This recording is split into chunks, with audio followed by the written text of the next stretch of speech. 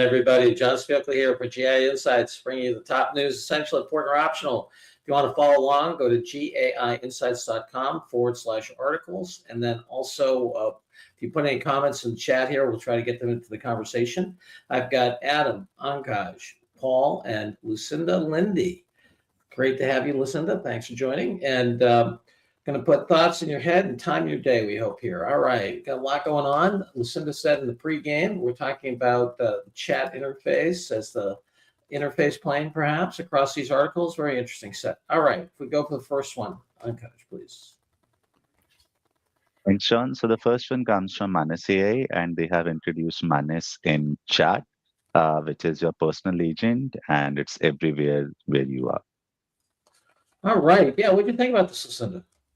Yeah, well, I thought this was, I think it's like important. I would rate it as important. And so what is it? What is Manis in your chat?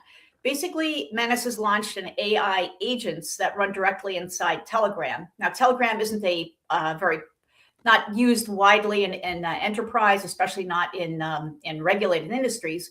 But just looking at this, it's kind of looking a little bit at the future, a little bit of seeing like what are some of the themes, and we'll talk about other ones later today, other articles later today that kind of reinforce these themes.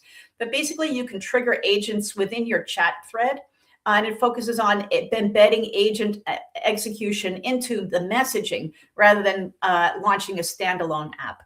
And so it's important because this is where the agents live. It's not necessarily a new capability per se, but it's just really trying to get at where do you control what's going on for the work that you want to get done, and how can AI be more embedded in your work instead of having to like copy paste and go inside and out to ChatGPT or Claude and then bring the answer back into your workflow. So this really uses the idea that collaboration tools may become agent orchestration hubs. They can be approval surfaces. They could be workflow control panels. It really emphasizes distribution and collaboration over model innovation per se. Yeah, you do have to worry about governance in the sense that, how is Telegram going to work with enterprise governance? This article does not have enterprise use cases, nor ROI metrics, nor productivity benchmarks. But I do think that just reading it, you start thinking about, well, how are these things going to evolve? And gives you a little bit of a glimpse into where agentic AI is going. So I would say I'm going to give it an important just because of that. All righty, getting important here. Yeah, it's amazing. I think we forget how much conversation is the operating system of humanity. You know what I mean? And this is putting function into conversation. Yeah, what do you think, Adam? I was on the fence between important and optional. I ended up leaning towards optional. I think the broader trend Lucinda's talking about absolutely is essential. But we're already covering that and sort of deep into it into only February of this year, how quickly the conversation has gone from vibe coding and making agents to now agentic harnesses. And in some ways, this feels like a little bit of a catch up from Manis as well. Like you could already in things like Codex or Claude Code on your mobile, use multimodal and take a picture and send it to your AI and let it chat with it. In some ways, they're trying to sort of bolt on some capabilities like we see in OpenClaw now as well. But there was nothing really that was a breakthrough here. It was more of a bit of a catch-up. I think the people that are using Manis are going to be across this. But if you weren't using Manis yet, I don't think this would be enough to sway you. So I didn't think it was really important news. Okay, what do you think, Paul? Can't hear you. You're on mute.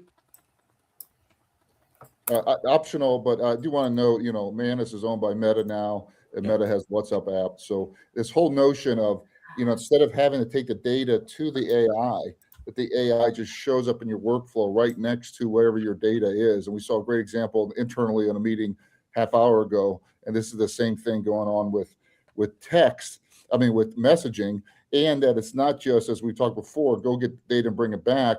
I'm in the flow of a workflow. I want action to be taken. Go take it. So we may look 2 years back to this quaint time before the age of AI started, where we used to have separate workflows and products for everything rather than just working. But this article is optional for the AI leader. Okay, where are you on this? I was important on this one, John. So I'm with Lucinda in terms of the broader implications, but also if you look at the ecosystem as well, right? So we have OpenAI, we have Claude, we have Gemini. So those are the three major ones. But after that, I think Manus, Kimi, K2, and other sort of Chinese models, they come into the picture. And we have been discussing this with the model releases, that all the model releases that they have done in the past 4 5 days, all of them have been focused on the agentic workflows, right? So this just gives an interface to that agentic workflow on how to go about doing it. And as Adam mentioned, it's slightly the open claw bit as well. So Meta was interested in open claw. Peter Steinberger didn't sell it to them, so they are trying to get that functionality into Manus as well. Kimi has also launched another feature where they can now you can get your OpenClaw into their Kimi K2 app as well, or their online interface as well. So from all those angles, I think we need to highlight this to AI leaders that okay, this is happening in the market, and it's not just limited to the leaders here. There's a long tail who is also sort of working on this. Yeah, absolutely. And Vivek notes this is moving in the direction of OpenClaw within a text interface. And then without the complex setup. And Ashish that's a really interesting question. Why didn't they release it with Manus in WhatsApp? I think that's where they're headed, probably. I would think. Mm. I'm going to give this an important. I'll tell you why. Because you step back and you say, what is the platform outside of China that has the most conversations in the world going on? The answer is Meta. And so I look at this as the alpha release of how they're going to put agents into conversations in the social media. And so I'm going to give this an important because I think, and Zuckerberg may have been able to turn lemons into lemonade with this one, in terms of a very different entry point than he was going after. And I say Zuckerberg because he's still in control. There's two kinds of voting stock, and he controls the company entirely, despite the fact that he has a minority share. All right, important. Next. John, just before we move on, I did ask the robots quickly. WhatsApp has 3.2 billion users, and Telegram has a billion users. So maybe it's a smaller test in the Telegram ecosystem before WhatsApp. I had no idea Telegram was that big. Yeah, that's amazing. Yeah. I mean, so that's an at scale. I mean, that's an at scale launch, right? Correct. I mean, that's and it's like he did with WhatsApp and Instagram. He bought what he couldn't build, right? And so there you go. All right, next. Okay, the next one comes from Nicholas Bustamante, and he talks about 10 years building vertical software, my perspective on the recent sell-off. Yeah, what do you think, Akash? I was important on this one, John. So basically, he talks about the stock market sell-off that we saw on 28th of January, where around more than $800 billion of stock value was eroded because of that sell-off, and that was triggered because of a plugin that Anthropic launched in Claude, which was related to legal industry. So he talks about the 10 different modes in the vertical software market, how 5 of them are destroyed or are being weakened, and the other 5 are intact or getting stronger as well. So this framing that he has done, that okay, these are the 5 things that companies need to look at if their business is dependent on these 5 things, and then these are the 5 things that they can do to make their moat stronger. So I think it has implications for all the enterprise leaders who are looking to build AI products. While we might see it from a lens of AI startups who are AI native, but we will soon see that a lot of other enterprise companies as well who have products, they need to think about this. They need to think about how they can make their moat stronger with AI. So for that reason, I was important. There's another part of the argument where some people are highlighting that while there was a stock market sell-off, but the dangers are not so immediately upon us. and they cite examples like Lovable. They recently started using HubSpot as their CRM, and then Anthropic recently had an opening for a Salesforce analyst. So they say that the system of records and these SaaS players who are entrenched in organizations, they won't be going soon, but this provides right sort of insights into the direction that the market is moving. So I thought important for an AI leader to understand. All right. Yeah, pretty thoughtful article. Lucinda, what do you think? Yeah, so great summary of all that, Ankash. And I do think this is also important. And, just a couple of things to kind of other things to emphasize. Really, that before the SaaS, a really good UI in a SaaS application was a defensible mode. That's no longer defensible. Context is now becoming the new defensibility, such as proprietary domain context, permissions, validated decision trails. These are mattering more than just feature checklists. And procurement strategy must change. So the reason why I think it's as important for the AI leader is that now you have this really interesting framework. It is a long read, but I think it's worth it because it packs so much insight into the article. And that you can actually take a couple of, just say, let's take a look at all these different modes. How do they apply to us? And with all of our different vendors, and say, which vendors am I going to taper off? Which vendors do I think we're going to end up, doubling down in because of how they're embracing agenticness in their software design? So I do feel like this actually has a very actionable component, which is rating your current SaaS vendors and kind of looking at what they're doing and where you think you're going to go with them. Well, you gave it an important rating, but an essential argument. So. Okay, cool. All right, Adam, I know you were optional on this one in the pregame. Yeah, Lucinda's essential argument has raised me up to an important rating from an optional. Yeah, I agreed with Ankash that it was super important for these vertical SaaS and to determine them, but I failed to sort of grasp the relevance to all AI leaders more broadly in terms of the implications. And some of the, I guess, findings or observations were a little obvious, like that truly proprietary data or things like regulatory and compliance lock-in are going to be moats that persist, which seems fairly obvious. But you make a really good point, Lucinda, that it's not so much that if your company is a vertical SaaS, but you have to think about all of your partners and all the people you're doing business with and assess that. And I'm still not sure it's essential, John, because this is in many ways one man's opinion versus really a framework or something more broadly to reach out. But yeah, I'd give it an important then. All righty, Paul, where are you on this? Yeah, for someone who spent 30 years in vertical SaaS, I thought it was a decent framework. The switchability UI is non-trivial. I was at an HR company and we would have, 30,000 people using and trained on an HR front end. Have that switched and think you're going to be just as effective is non-trivial. But I thought it was good. Actually, I've already forwarded to 3 CEOs of software companies I know. So I think it's essential as an idea magnet for those important elsewise. Yeah, I mean, let me make the case for essential because so many people buy SaaS software, and I think that this to me was good middleware between SaaS is dead, no, SaaS is fine, but now you can actually deconstruct it and do just what Lucinda said, which you can look at your stack and say, okay, which ones do I want to change out, and how do I do that? I think the other thing.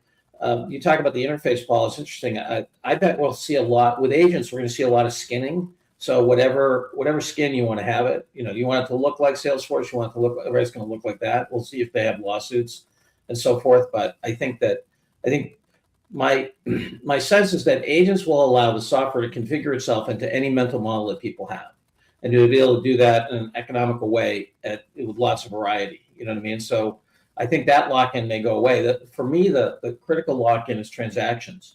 If you actually can make the transaction happen and regulatory, because if you have transaction flow, you can drive standards, and so I think it's going to be really interesting. I think there's going to be a decoupling of interface from transaction.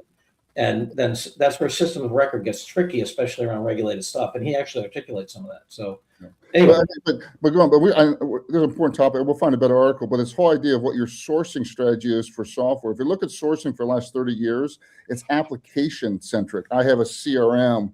I have an ERP, I have an inventory thing here. If you start thinking that's getting flipped, where I really have to have an essential source of record strategy, and then a layer on top of that might expand more source of record. It's a very different way to think about how you sort and what you expect and demand of your current vendors.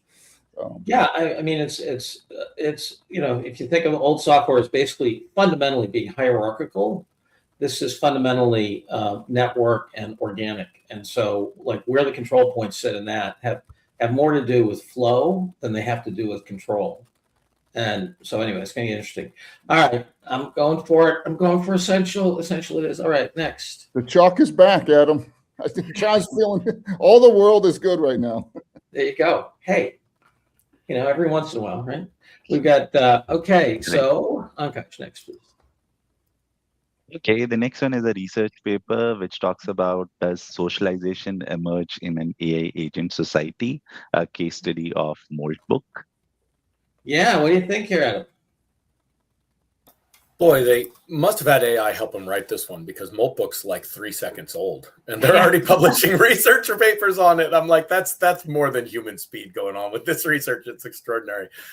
Look, I think this is an optional read. It is definitely on the research side of things. It has some interesting implications, but it's I just think too far beyond what would be relevant for an AI leader. And what they were doing here is they were looking at Moltbook, which is, as some of you may know, there was the Claude bot, which got forced to be renamed to Moltbot, which ultimately became OpenClaw, which is what we know it now. And when it was Moltbot, then this social site started for agents called Moltbook, which very quickly went from 2 to 15 to hundreds of thousands of agents. And it's an agent-only social network, right?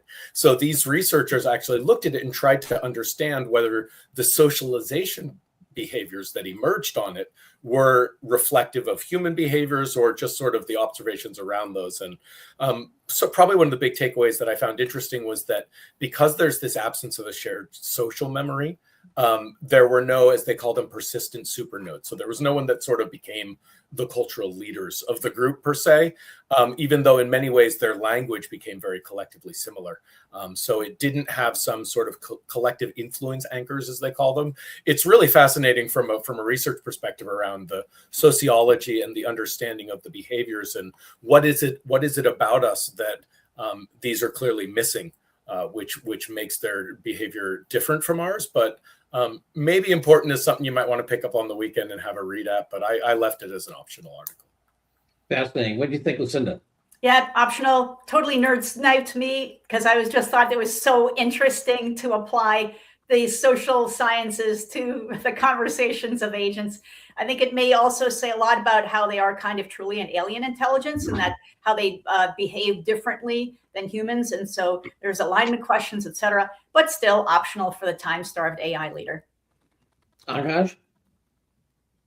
Optional, John. So they, in conclusion, they say that still, whether we are scaling agents, the social angle does not come from increasing the scaling part of it. So I think optional read for an AI leader. And Paul, where are you on this? I actually have 2 ratings. My personal rating is optional, but Ashish Bhatia, who I believe is online, set up an OpenClaw, and he asked his personal agent, I forget the name, to also go through and rate our ratings and send emails out. So Ashish's personal assistant rated this as important and was particularly impressed by what we talked about here, that there was observing that there's not a shared influence aspect of the Moltbot. So important for his robot, optional for my monkey brain. Yeah, I'll tell you. Important for agents. The agents are sticking up for the agents. Yeah, I'm on the side of the agent here. I'm going to go optional because we're going to go Democratic, but let me just tell you why I would think about rating this essential. And the reason is that we've talked a lot about the technical and productive dynamics. This is about the evolution of social dynamics, and this is going to be the dominant. Understanding this is going to be essential to the new management paradigm and a new political paradigm.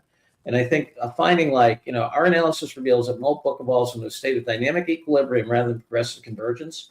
That's a huge finding, right? So that means that basically you have little worlds, not some progressive convergence. And how you influence that in the context of leadership or politics is going to be central. And I thought this was really well done. Most of the time, you have a bunch of computer scientists, faking, making up social science that was well known. This is actually, computational sociology, which is a big field, an important field, and basically it's at the base of all the network advertising, all the specificity of the network advertising we have, the LinkedIn and all that other stuff. That's all based on mathematical sociology, which was created originally by Harrison White at Harvard, and back in 1976 in the American Journal of Sociology. That's the underpinning of the mathematical structure that drives a lot of the advertising. So I think this is going to turn out to be a very important topic, but a little early. Optional. Yeah, John, I'll read just the one quote here in the PDF where it says that it defied the expectation of an inevitable collapse into an echo chamber. Right, which is what they thought would happen, and the fact that it didn't is profound. Right, and then understanding how context and action evolve social cognition among agents, right? And this is I predict that within 5 years, we're going to have a whole field of study of trying to understand the behavior of agents. Okay, and the reason, and this is going to be a foundational piece in it. Anyway, I think, well, just about the echo chamber comment, because there's more diversity of opinions within this, and because there's less peer influences, right now we've got like a different type of social organism. And as a result, this may be good from the point of view of, okay, it's not going to descend into an echo chamber, but it could be bad from the point of view of like maybe there's just a lot of asocial behavior that's endemic in that. Exactly. And if you have a democracy, how do you get collective action? You look at something like what, Noam Chomsky talked about in the manufacturing of consent, right? He gave the negative view. The positive view is you're moving a country forward, right, in terms of decisioning. Anyway, we got to pick up the pace a little bit, but I think super important. I used to know something about this field, and this is nicely done, and but optional. All righty. Okay, the next one comes from Harvard Business Review, and it is titled "Why AI Adoption Stalls According to Industry Data." Yeah, what do you think, Lucinda? Yeah, so I think that I'm going to divide it into two parts, which is the diagnostic part and then the action part. So the diagnostic part, I think, is going to be very helpful to the AI leader to understand what are the psychological and, the belief part and the angst. So what it does is it looks at kind of on a 2x2 matrix of belief, like, is AI going to be helpful, and angst, where is AI going to like take my job and give me job insecurity. And so there are people who are like high belief and low angst, and those might be the people that are really trying to push things forward. And then there are high belief. They believe that it works well, but they're also super worried about their job. All the four, combinations there. So I think this is actually very helpful framework to think about the different groups in your workforce and how they're reacting, and also the different context of the different jobs, right? But what's missing is that the article says, like, so then what do you do about it? The actions felt a little bit more on the academic side and not really based in experience or pragmatic best practices that work. Maybe that those aren't out there yet. But so I gave it an important because I thought that the diagnostic framework is very helpful for the AI leader. All righty. What do you think, Paul? I was on essential. I continue to see that the bottleneck to drive value out of AI is people and change management and not the technology. And as John, we just did a 5-hour workshop with the CEO and his entire management team here in Phoenix. And the question that the team was asking Adam was, what's the best technology I need to use?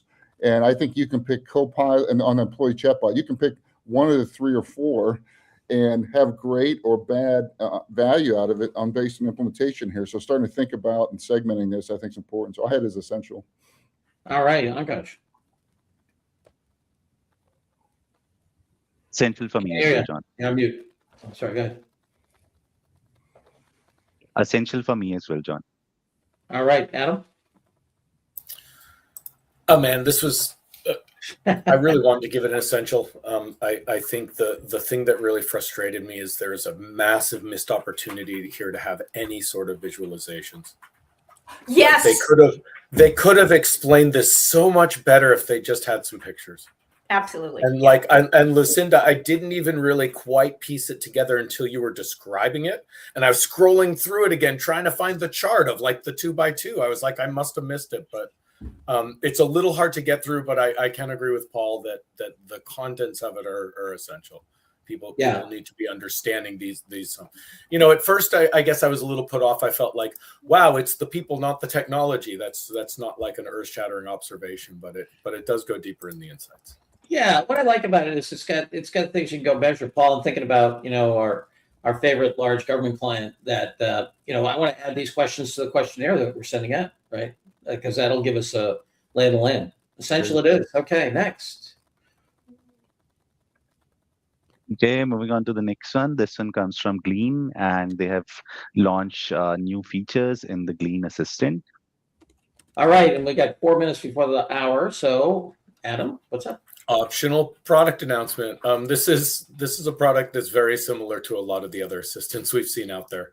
You can chat with it. It can help you sort of stand up little demo code environments. It has some connectors, but it was a product announcement. I didn't catch enough out of it. There might have been something technically in, this thing they're talking about with the contextual AI, which we've been exploring, and the fact that they're sort of pushing that as a capability, but I just didn't see enough beyond a product announcement to make it rate as important. All righty, Paul, I'm guessing a big O. Big O. Akash? Optional, John. Lucinda? All right. I'm essential, important, verging on essential, just because of the way that they are thinking about the control plane. It's not necessarily just about like what the model is, but really thinking about, like how your identity aware enterprise graph is now becoming a core asset, that it's moving from search to agentic enterprise control level. And that for the sort of capabilities that you can see in Manus and OpenClaw, Glean is really looking at what matters to enterprises, which is security, access, control, et cetera. And so I felt like because it has such good control plane ambitions, that this is really a look forward into like probably the best look forward of all the things we've been talking about for how agentic will actually be implemented in enterprises. Gotcha. So they're actually in there in the mess, helping to figure out what are the, role-based access, security issues and so forth. So you give it an important, Yep. And they are well implemented. I'm going to go ahead and we're going to have the minority here win out. So we're going to go for important, Glean. All right, next and last. Okay, the last one that we have for today comes from Anthropic, and they have introduced Claude Sonnet 4.6. Yeah, I'll tell you, I just want to shoot people who name stuff, in terms of Sonnet and Opus. Anyway, what do you think, Akash? I think this is an essential read for any AI leader, John. So basically, Anthropic is now positioning Sonnet 4.6 as the default model, whether you go to Claude Chat or Cowork, etc. And what they have done here is, if you see its comparison with Opus 4.5 here, so on the knowledge-based tasks, whether it's agentic computer use, agentic tool use, then financial analysis, office tasks, it is much better than Opus 4.5. And Opus 4.5 was around $5 for million input tokens and another number for a million output tokens. So Sonnet 4.6 is comparatively cheaper. It's $3 per million input tokens, $15 per million output tokens. So it's a cheaper model. It has better performance compared to Opus 4.5 for knowledge-based tasks. And a few other things which they have mentioned here is that Sonnet 4.6 now it supports adaptive thinking. So this adaptive thinking, it came out with Opus 4.6, where it is able to do much better in terms of reasoning because of this adaptive thinking. So they have included that in 4.6 as well. They have improved the API as well, which is for web search and fetch tools. So it uses lesser tokens while it is parsing for content online. And then they have also introduced a lot of connectors as well with external financial data providers, so that it is more useful for Excel users who do financial analysis on an Excel. So for all these reasons, I think this is an essential read for any AI leader. All right, essential from Ankash. Lucinda. Yeah, so Ankash, really excellent summary. You took all my points. I was going to say important, but I think you're talking me up to essential just because it's such a workhorse, and it's really going to be the go-to model when you're trying to trade off performance and cost. Paul, product announcement here. Are we losing our way? Product announcement. We expect all this models. This is not sufficient to switch the model you're using. If you're using Claude, you're delighted. If you're using Gemini for 1,000 employees, you're not going to switch because of this. So I think the expectation is everyday miracle. You just got to decide which miracle surfway you want to be on. All righty, Adam. I'll split the difference with important. I think probably the biggest news here is that everyone who is already using OpenClaw and all of these coding tools just fourfolded their context window. Like going from 250K to 1 million is a massive difference when you're doing these long context programming tasks. And all of the sort of agentic harnesses that just in the last couple of weeks has been really pushed to the max here. So the fact that it has that alone, I think makes it worth being aware of, because it makes it a really compelling choice, especially since it's the same cost as 4 or 5. Yeah. Adam, to that point, I think OpenAI might need to get a code red for Anthropic. I mean, Anthropic has really been executing the last 4 or 5 months here. Yeah. And or is it too late, Paul? Yeah. No, I'm going to give this important for all the reasons. I think what's interesting is that I'm starting to think of large context windows as a combination of better granularity and fact-based, as well as metacognition at a scale we've never seen for a human. And that's very powerful when you have that combination of metacognition and specificity at a different scale. And the ability to get access to that context window is also improving in terms of needle in the haystack measures. Anyway, all righty. Boy, busy day. Let's see. We have while we're doing the topo, we have one announcement, which is that Ashish is going to do a why don't you go ahead, Paul? You know the details. Yeah, sure. Our next learning lab is in March, and she's just going to walk through demos of both Claude Code and OpenClaw. So 2 of the hottest kind of products right now. You'll be able to see that. That's March 7th at 7 p.m. Eastern, 4 Pacific. The other thing I want to share is back to the earlier thing on the HBR article. I put that article in Google Gemini, said, give me a simple graphic. Adam, it did it as the robots do in a minute. I just uploaded it to our Slack channel. It would really have improved the article. So I think these authors can understand is the information age is at your fingertips, and you can make every article 10 times better. There's no reason not to. It's writer malfeasance. Well, back in 1995, Rayport and I used to talk about, imagine when we launched the market space course, imagine an event happening, and then if you think about the Disney paradigm, they can expand that into anything, a doll, a cartoon, a movie, a play, right? That notion of being able to have anything explode into whatever modality you want.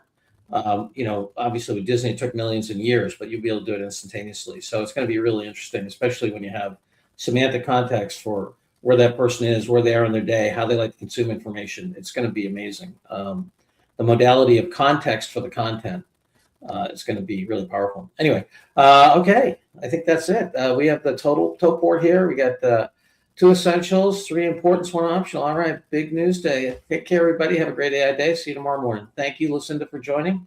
Bye. Thank you, Lucinda.